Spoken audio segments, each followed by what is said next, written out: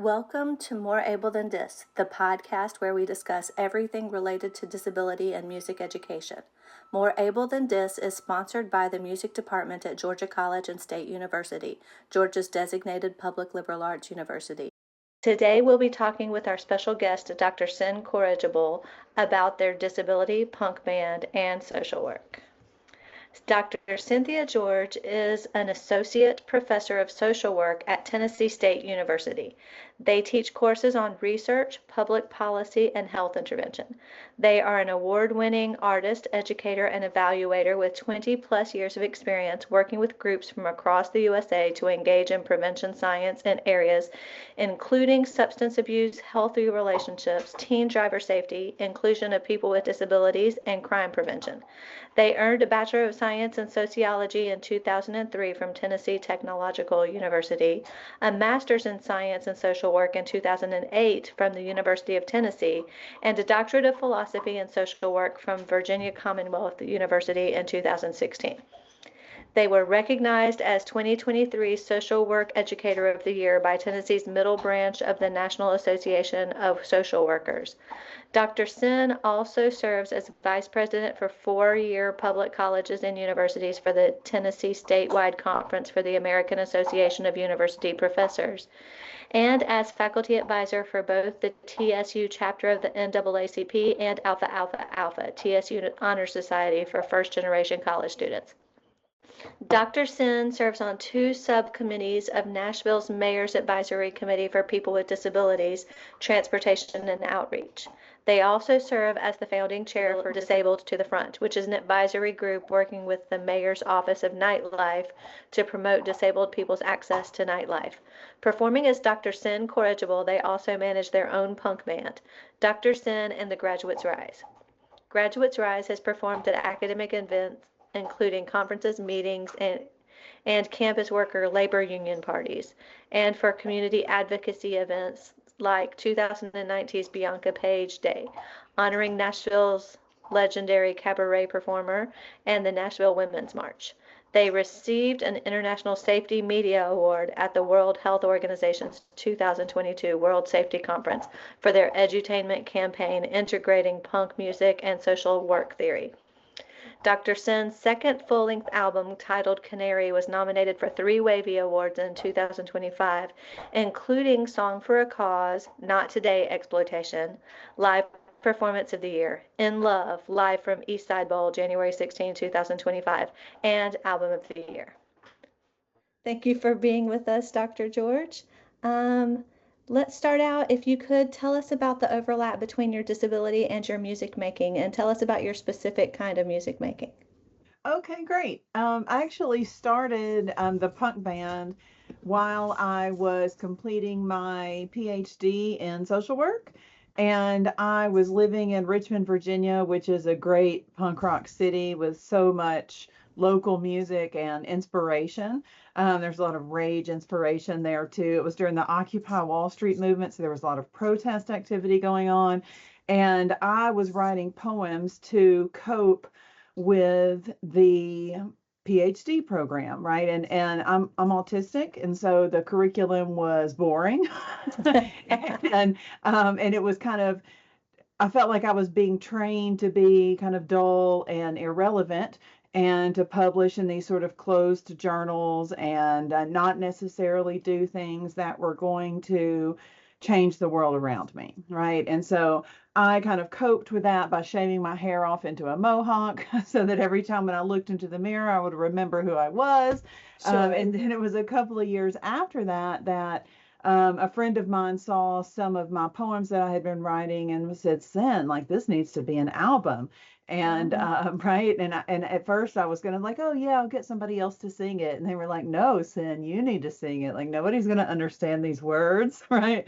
And then I had some friends of mine, like I'm not a formally trained musician, but I'm lucky enough, having grown up in Nashville, like I am surrounded by people that are.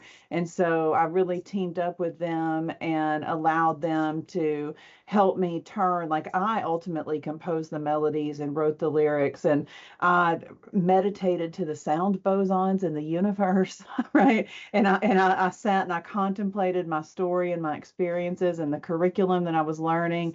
And my method was a little bizarre, right? But I kind of sang out how I wanted the songs to sing and then put together a team of musicians to help me bring those to life, right? Outstanding. And then I presented the album on the same day that I defended my dissertation.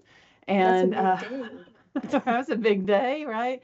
I was actually downstairs in the recording studio typing my dissertation while my band was upstairs laying down the music, right? And my dissertation was I worked with the Tennessee Governor's Highway Safety Office, and it was a psychometric study where I developed the iDrive Smart Survey, which was an evaluation tool for teen leaders that were doing teen driver safety education in their schools. And so they would, do a pre and post seatbelt use observation study where they had a little app, and then they would do this survey, and then they would be able to assess if their interventions had made changes, right? I mean, and so I had one part of my brain doing this really high level mathematical work, right? And then the other part of my brain doing this sort of creative explosion of all the stress and frustration that I had experienced in a PhD program as a low income student, a first generation college student, right? Someone managing disabilities, right? I actually spent the last year of that PhD living out of my car, and because I ran out of money, right? And then I had a health flare up and couldn't work. And so it was give Sure. up or, sell Or make everything it you work. own and live out of your car, right? And I so that's what I feel did. I feel like in the disability community, the make it work is our only option because most of us know what the worst day is. Most of us have Absolutely. either had it or we've been very close to it. And so whenever we say make it work, we mean we're going to make it work. Yes, and there's like a perseverance that Yes. comes with being disabled. And it is, sometimes it can be a burden because you may wear yourself out and you don't know when to stop, right? Yes. And then other times, of course, it's a strength because it helps you get through things that most people could never manage, right? Sure. Yeah. And you said something a minute ago that had me peaked. Did your autistic brain deal better with the math or with the rage? I feel like you said you were doing the rage to cope with the math, yeah? Well, I'll tell you what, at the time, I did not know I was autistic. My mother never Oh, told me. uh-huh. And she actually passed away in 2019, and she told me on her deathbed. Oh, We were watching a TV show, and there was a little kid with autism, and my mom says, "You had that." And I said, "What do you mean, Mom? It doesn't go away." And she said, "You had that, the gifted kind." And she said, "I would never let them call you that." And I just, she was sick and I frail and I didn't really push her on it. But when I cleaned out the house, I found all of my old IEPs. mm-hmm. And then I've since had it diagnosed as an adult as well. And Did it that kind of explain a lot? reframed. Yes, it reframed everything, right? And I was able to go back and all those times throughout my life where I had just thought I was clumsy or stupid or, I actually was amazing and Uh-huh. overcoming this developmental delay that I didn't even know that I had, right? Sure, sure. And so really I have all throughout once I saw my old IEPs, like one of my coping strategies was when I was bored in the classroom, I would just go to the library and read. Uh-huh. And I didn't realize that that was one of my accommodations because I never knew I was getting IEPs. But all the way through my master's program, even when I was bored, I would go and just leave, And eventually we got computers. So I would go to the computer and I would just look up the source material. I didn't want to read Mhm. what the textbook had to say. I wanted the source Sure. Yeah. material, right? And then I wanted to look up the critiques, right? And then if I read a textbook, I wanted to read a textbook from the 50s, the 60s, the 70s, and the 80s. And so I saw how those trends and theories changed over time. And all of that really goes into both my science and my art, right? And my Sure. brain is just supercharged, I think, to have both sides work really well together. Now, I Mhm. will say in my PhD program, I used to put an eye patch over one side of my eye. To But focus. yes, when I was doing math, I wouldn't put an eye patch over this eye to get, my right brain going. And I never knew that was maybe an accommodation for my autistic brain to shut part of Mhm. it down so that I could do the mundane task that was required to turn in an assignment. That's an interesting accommodation, though. Right, right. I don't think that one's in the Job Accommodation Network website, but But you could ask for it. any high functioning autistics out there may want to try it. The Center for Music Education at Georgia College is excited to offer a classroom instrument repair certificate in conjunction with the Band Instrument Repair Academy in June 2026 at the historic Georgia College and State University campus in Milledgeville, Georgia. Contact tina.holmes-davis at gcsu.edu for the registration link. Space is limited. Register today. All right, so you do rage band. Now, I think that your particular style of rage band was unique to me because I was expecting like hard rock metal, but you do like country. Well, it's like country cowpunk, right? Yes. And my first album is more like I really did have a country drummer, and so you can kind of hear that country edge. And Lord, I put that first record called Math is Hard. I put that together in no time flat. And so, I mean, those musicians barely had any time to practice. It was the second time I had even sung in front of another human being, right? And that's the recorded album that you got. And then by the time I put out Canary, I am working with really pro musicians. And my recording engineer is Jeremy Ferguson, who recently got a Grammy for Cage the Elephant's album Social Cues, right? And he's Okay. got this beautiful little studio tucked away in Nashville called Battle Tapes, and I'm lucky enough to know him and consider him a friend, and my guitar player is Jerry Campbell, who played with Spider Virus in the '90s. He toured with Fear, and he was on the Warp Tour, the original Okay. iteration of that. Like he had some movies and songs. I mean, some songs and movies, right? He's the real deal. My drummer is from Apollo Up. And Okay. right, my guitar or my bass player is Bingham Barnes from Glossary, which is also a big band from the '90s. And so I'm working with some really pro people that I'm so lucky share their talents with me. Hmm. One of my dear friends, Tristan, she's probably one of Nashville's more successful artists in terms of being able to earn a living at it, right? Because Okay. it's not necessarily easy. But Tristan Gaspadarak, her and her husband, Buddy Hewen, they do a lot of stuff. But she's the one that actually helped me learn how to sing. And when I called her, I said, Tristan, I'm making a record and I don't know how to sing. And so she sent me a little vocal memo, right? Like a little scales practice that she had always used and her warm up tape. And I just did that over and over. And I still to this day do that. I have to practice a lot because I've never been formally trained. That's okay. We do too. Right, right. And I realize, right, and that is the secret. And the same when doing math, I have to Hmm. practice that math or I'm going to forget those techniques. And it's the Hmm. same way where I have to practice singing those scales or my body is going to forget that muscle memory, the ability to go from high to low, right? Like Hmm. those are important skills. A special thanks to Zildjian Cymbals for their support of the Center for Music Education at Georgia College. The Zildjian Company has been synonymous with setting the standard for the development and manufacture of high-performance musical instruments since 1623. As the world's leading maker of cymbals, drumsticks, and percussion mallets, Zildjian products are sold across the globe under the Zildjian, Vic Firth, and Balter brands, and are the standard to which all other cymbals, drumsticks, and mallets are measured. All right. And so then tell us about how your disability and music making overlap your job, which is actually social work, right? Yes. Well, I am a professor. I wasn't necessarily planning on being a professor. I had been working as a research consultant, and I really loved the freedom of working for myself. And I would just partner with different groups and help them develop evaluation tools and process survey data, really boring stuff like that, right?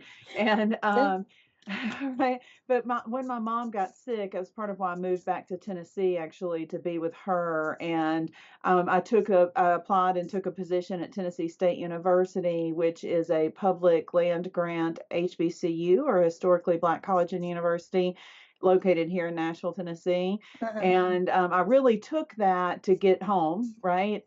But I fell in love with my students, right? Good. And Yeah. I love them so much, and they are so receptive to my style of teaching, right? And they want that punk rock professor that is going to give them an arts integrated experience, right? And so Uh-huh. even though I am training social workers, social work is a martial art, right? And so you have to be able to employ both science and spirit in order Yes. to get things done, right? Social workers are doing anything from treating problems to remediating traumas that have happened, right? And anywhere in between. And we do counseling, we do community work, and I train my students specifically around public policy and research.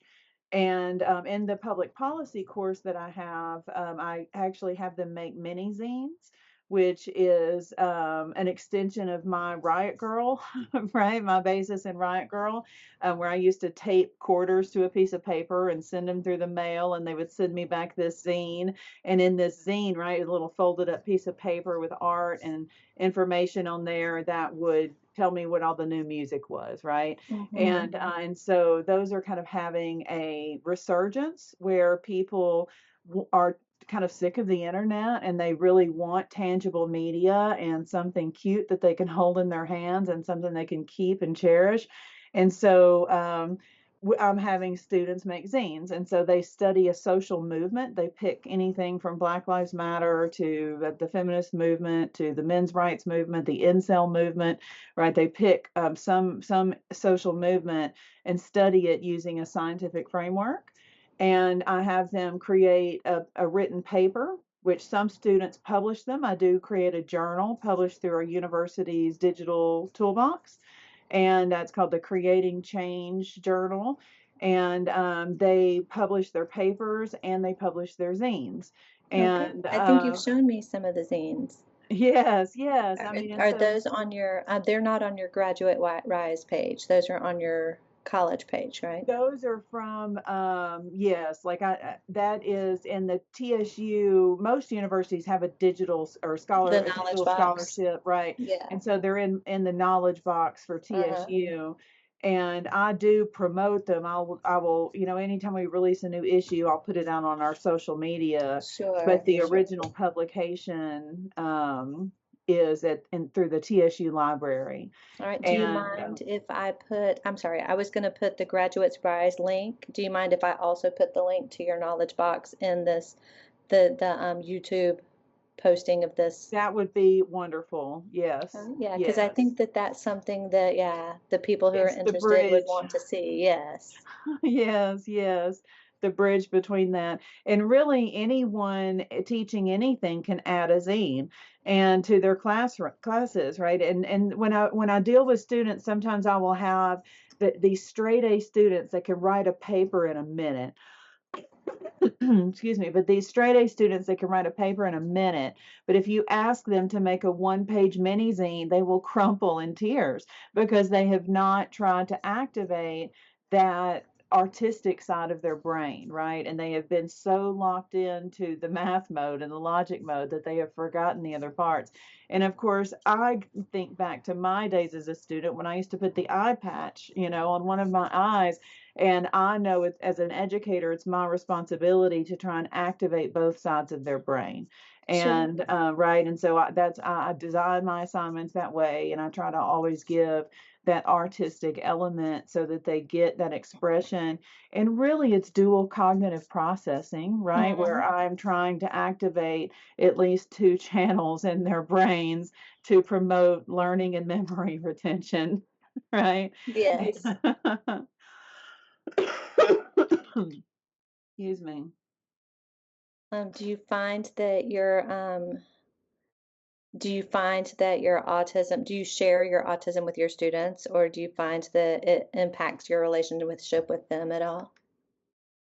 Well, I had already been teaching for about 4 or 5 years before I realized, right? Before I knew. And then there was an adjustment phase where I had to accept it about myself Yes. before I was really comfortable just being out, right? Mhm. Now, I did share from the beginning, I had mobility issues because I had a car wreck in 2019 and I had a head injury, and so I began to have complex migraines, like to the Sure. point that I had a stroke from them. And so complex mobility issues. And so I would Mhm. use a rolling walker, or in some places a wheelchair, right? And so they were Mhm. comfortable with me having mobility limitations. But I have not.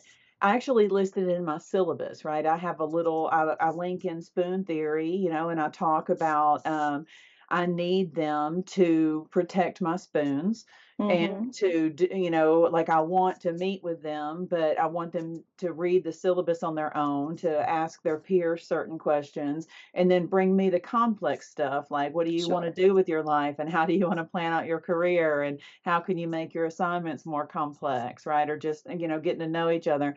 And then I make a little note that says your other professors appreciate this too, regardless of their disability Sure they do. status, right? And Yeah. then I tell them that I do this not only to protect my spoons, but because it makes them more independent learners, right? And so I really kind of use my disability and talking about my disability as a way to motivate them to try harder, right? And to be a little bit more independent. And I have got a bit of a reputation at TSU, and my students Imagine. love me, right? And so they come prepared to learn. And all of my classes are online asynchronous, right? And Uh-huh. so I use a lot of recorded lectures and then one on one Zooms. And so they're getting to know me through content where I go through the textbook with them and I help them learn how to critique a textbook, right? And how to read it and understand it. And then I provide those one on one Zooms where I'm helping them along in little chunks of their final assignment. And I make their final assignment so interesting because I'm the one that has to read them, Yes, right? exactly. That's what I tell my Right. research classes. I'm like, I have to read every word you write, so make it exciting. Right, right, right. And I will hear some of my peers that are faculty complain about having to grade, and I was like, Psh, "That's your fault. Like you need to That's write on more you. interesting assignments." Mhm. Mhm. The Bell/McRoy Music Collective empowers music educators and student leaders through purposeful teaching, artistic excellence, and transformative leadership. Grounded in fundamentals, driven by equity, and inspired by community, we cultivate musical independence and champion the responsible stewardship of each individual's musical gifts. Through coaching, consulting, and collaboration, we help music programs thrive. One note, one leader, one classroom at a time. You can take advantage of our Back to School special offer for a one-on-one coaching call with Dr. Bell McRoy by visiting bellmcroymusiccollective.com. All right, well, that's very, very cool. I'm very excited. Now, I've seen that in some of your performances, actually, I think in your most recent work, you have a throne that's made from like From uh, crutches. uh, from crutches and bedside toilet kind of situation, and you're bringing attention to nursing home people being mistreated in nursing homes. Yes, It's yes, that is my song, "Stupid or Cruel," uh-huh. and I actually wrote that sitting in the floor of a nursing home or an emergency room with my mother, and actually watching her struggle for 3 years trying to recover from an injury, and an injury that she incurred in a nursing home, and so, it was devastating. It was 3 of the hardest years of my life. We did get to connect on a lot of things, and, and I have to look at the silver lining and, and she's at peace now. But it opened my eyes to exactly what was happening. And if me, with my PhD and all of my knowledge in social work, could not protect my mother from nursing home Yes. abuse and neglect, I knew how big the problem was, right? And there were Mhm. times where she started a lawsuit before she passed away. And because she was trying to protect what assets she had left, and she wanted to go home. She did not want to be forced to sell her home, which is what the law like basically impoverishes you. And if you don't have a community spouse living in that home, they make you sell your home. And she refused, right? And so she went and hired a lawyer. And this is while she was paralyzed and injured in a nursing home bed. Okay. She Yeah. goes and hires a lawyer, and she was barely graduated high school, but I definitely get my street smarts from my mother. Clearly. Right. She goes and hires a lawyer and, sets up a trust to protect her assets while she's in the nursing home. And it's almost like, whether they intended it or not, it's almost like that led to more retaliation and more injury to her body. And it's just like every time they touched her, they were leaving a bruise or a bed sore or an Oh injury. my. And Yeah. she was struggling to eat because the food was horrible, right? She couldn't, nobody brushed her teeth unless it was me, right? I mean, and Mhm. nobody did those things. And of course, it's about the staffing, right? It's not all like the actual nurses generally are not horrible people. Yeah. They are, someone way further up the chain is deciding to not properly staff that floor Yes. and not provide adequate training, right? And like my mother needed a Hoyer lift, which is a special device to kind of Mhm. lift her up. And in the music video, I'm swinging in a Hoyer lift. And I walked in, like by law, those are a two-person lift, right? Two staff Uh-huh. people are supposed to be there anytime a Hoyer lift is operated. And I walked in and just saw my mother sitting there crying, swinging in a Hoyer lift all alone. And of course, the band is hurting her thigh, and the Yes. staff was nowhere to be found. And those sorts of things are devastating. And Mhm. I use my art, right, Mhm. and my social work knowledge and my punk Platform. rock self, Yes. right? They all come together with that, and I've also got a zine coming out. It's a little bit delayed, but and that zine is going to be informational to family and residents about their rights and how to recognize abuse, how to report abuse, and for employees, how to join a labor union, right? Because they Sure, need to because they come don't together. want to hurt them. Yeah. Bingo. And they need to Yeah. come together and unite for better working conditions, right? And that's Mhm. part of why the zine is delayed, is because the nurses are under so much pressure right now. Like, Mhm. I didn't feel comfortable putting out a zine lambasting the nursing home industry because it's so fragile right now. And so Sure, sure. I'm holding that until the time is right. Mhm. But it's an industry that definitely needs change. Season 2 of More Able Than Dis is sponsored by the Music Department at Georgia College and State University. In addition to bachelor's degrees in music and music therapy, including a BA plus MAT path to initial music teacher certification, GC&SU offers an online master's degree in music education for certified teachers seeking to improve or expand their knowledge and skills, as well as a hybrid Master of Arts in Teaching degree for those seeking initial music teacher certification in Georgia. We accept certified and licensed teachers from across the U.S., and GA certification is reciprocal with most other states, so don't let state boundaries deter you from applying. Apply now to start in spring or summer 2026. Contact tina.holmes-davis at gcsu.edu for more information about the graduate music education degrees at GC&SU. All right, yeah, and I looked just before, well, actually, let me say this first. What I just heard you describe is that your mother is just as strong, and you learned from her that whatever goes on doesn't stop you. And I think that's a very hard thing. And when I became disabled, there were a lot of people who seemed to be shocked that I didn't quit. But you lose so much, and I tell people, I'll just be damned if it takes anything else. Right, So right. I'm keeping what I can.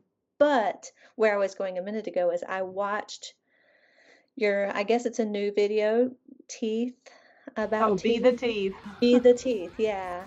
And I saw that right before we started. That was interesting. I like Yes. kind of the psychedelic, kind of almost Doctor Who kind of creation that you had going on there. That was an AI tool created by this program called Neural Frames. And Uh-huh. it's a guy out of Germany that's a physicist, a PhD level physicist, and a rapper. And so he combined his Okay. skills to create So he this knows, yeah. AI tool that will animate to music, right? And so I So you use just put your that. song in and that's what it created? Right, and I have to guide it some, right? Like I would give me options and I would choose and I would prompt, and as any AI bot is, they're actually a lot of work. I wish it was as Mhm. simple as you could just put in one prompt and it would come out. Maybe Yeah, one day, but right now you have to really watch it so it doesn't do something it's too bizarre, right? It's all a little bizarre, but you don't want it to get too bizarre. But that song was really inspired by the 35th birthday of the Americans with Disabilities Act. yes. And a friend of mine, DJ Pastor Rock out of New York, we co-wrote the lyrics to that song. And then my band really took it to the next level with some great music. And Mhm. but that song is about how no one is really enforcing the ADA, right? No, most people are doing it to the minimum that they can. Right, they are doing the absolute minimum to comply with the law, and then people with disabilities do not have good access to legal advice or the courts.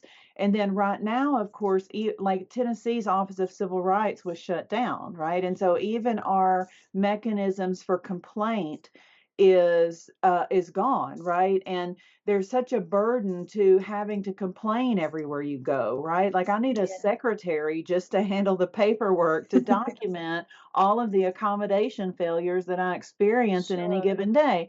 And it Yeah. changes every single experience that you have Mhm. out in the world. And so the policy doesn't have a lot of teeth, right? And that's a public policy term for the teeth, or like the ability to sue when somebody screws up, right? Or that like a fine built in. There's not a lot of teeth in that law.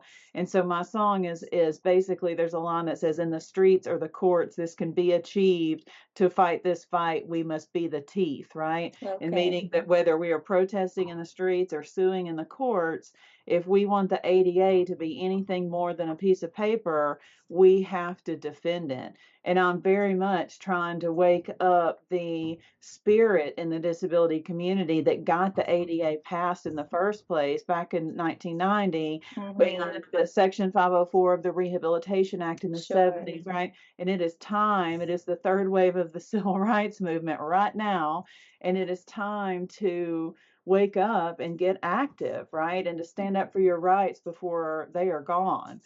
And that also comes out in Disabled to the Front, right? Which Yeah. is a project of my band.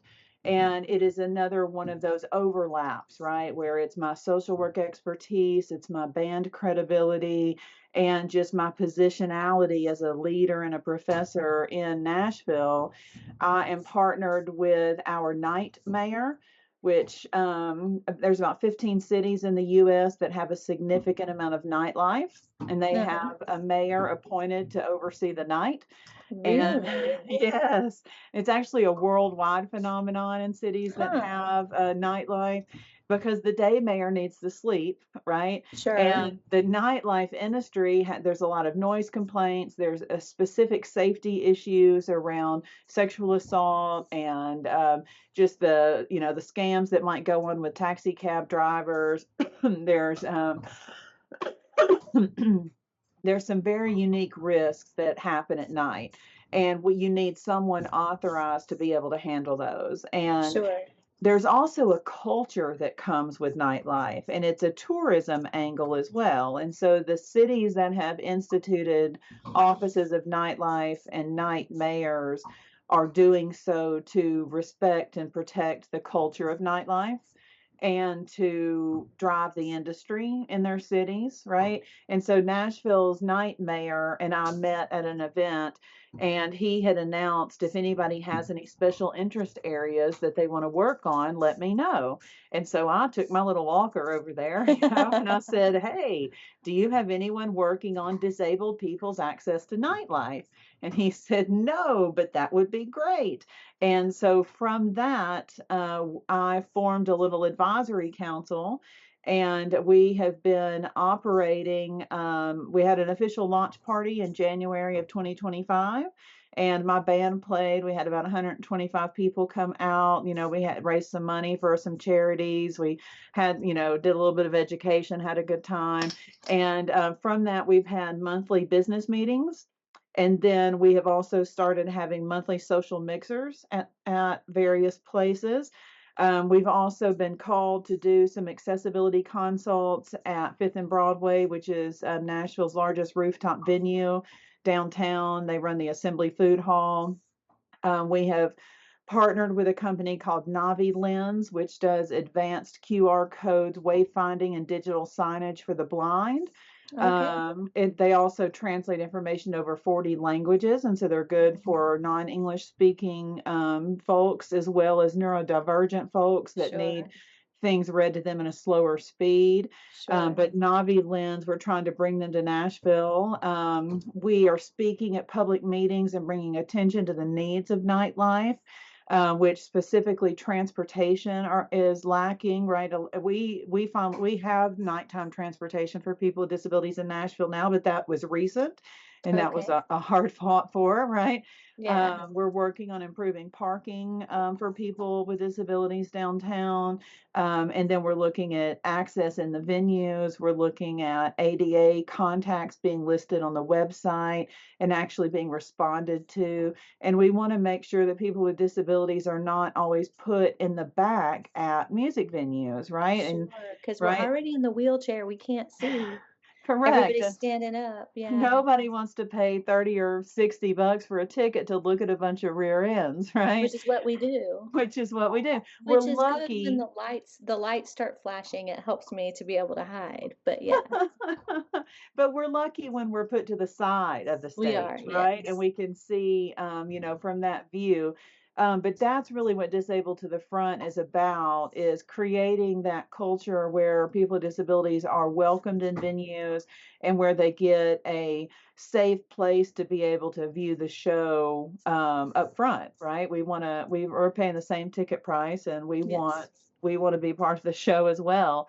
Yes. And then there's also that element of trying to get disabled performers on stage too, Yes. right? Have you talked to, and of course, right now in Atlanta, there is a group and Soundability. No, I have not heard of them. Like, actually, I'm not positive that's the right name. I'm so, I just blanked as soon as I tried to tell you, but there is a group in Atlanta. And we had in season one, we had the person in charge of that group on, and Oh, they are working specifically for, having disabled performers. One of her big things is, in movies and such, if there's a disabled role, that role should go to a disabled person. Unfortunately, we don't always have enough disabled actors to take the roles, so then they don't have any choice but to put an able person into that role. right, But yeah, right. they do a lot with, all of that kind of stuff in Atlanta.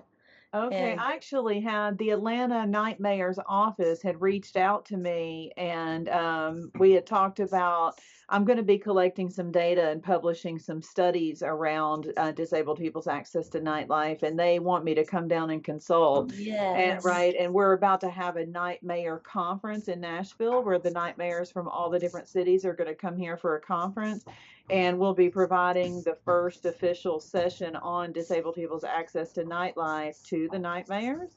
Well, and Um, yes, we would love, yeah, we would love to be part of that conversation. yes, But and I want all to of this connect came them. along with, did this come along with your song Be the Teeth, or was this a result of or come before and you wrote Be the Teeth out of it? The Night Mayors Conference and the Disabled to the Front, or just the Night Mayors Connection and the Disabled to the Front project came about really because a friend of mine named Amelia, we were in a Zoom one day, like an empowered ladies kind of meeting. And I'd never even met Amelia in person. We were just Zoom buddies at that point because she lives in several counties away. But I was saying, okay, I've got this extra time as a professor at TSU. I get something called university service, right, which is a little Mhm. carve out of my time where I can do things for the community. And I was like, I don't have very much time, but I've got all of these skills, right, and all of this passion. I sing in this band, I can do all this math. What should I do with these two hands? And Uh, so Amelia speaks up and she says, Sin. She says, I just got trained to protect myself from a disaster. I have an emergency preparedness bucket. I have rides to the doctor. I have people fighting for my food and my house. She said, all of that is great, but I just want to party. I mean, really? Yeah. Right? And so that was really my motivation where I was like, wait a minute.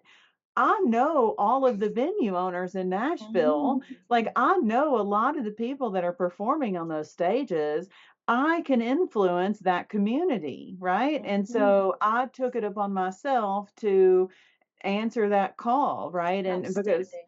right? Like social activity and access to nightlife is so important for people with disabilities. It's about dignity of risk, right? And Yes. allowing people with disabilities the opportunity to take these risks and setting up the environment so that they're not going to get, we can set up the environment so that they're safe and they can still Yes. be able to have normal experiences at night, Well, right? and I remember my mom had ALS, and I remember under the old medical view of disability, basically when it got to where she couldn't transfer from a chair to a wheelchair and from a wheelchair to the car or whatever, they made a request for a motorized wheelchair that once they had a Hoyer lift, they could put her in the morning and she could stay in all day. But the insurance company's reply was, well, she could just stay home. And, they don't understand that we would like to go out and get an ice cream cone, or we would like to go to church, or we would like to go, party at night or whatever, too, that just because we're disabled does not mean we lost our humanity. That's right. And So, yeah, recreation is so important.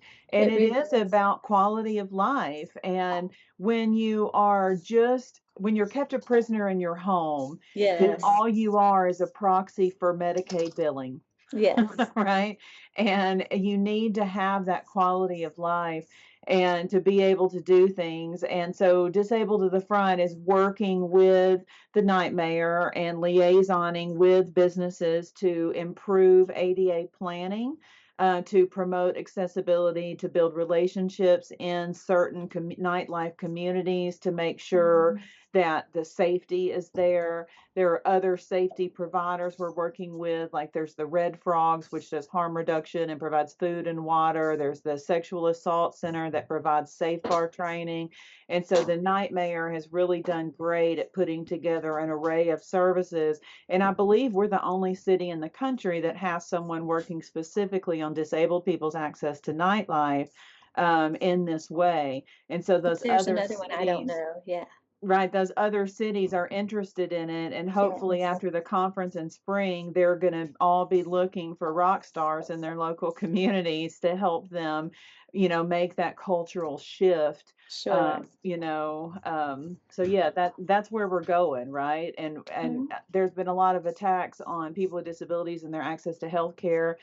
SNAP benefits may not roll out in That's November, true. right? People are going Yeah. to be fighting for food, but we're also going to be fighting for our right to party, right? And Well, we I mean, can't, there's priorities. right? Like we can't backslide, right? We can't allow this current act of repression to make us lose ground.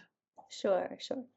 Well, unfortunately, that is all of our time, and I'll be happy to put you in with the group in Atlanta later. But is there information on disabled to the front on your Graduates Rise Yes, page? under the Rise tab, it will go straight to that. And so that one link will be fine. And then I Mhm. will email you the Creating Change Journal to make sure that Thank you you. get that link correct.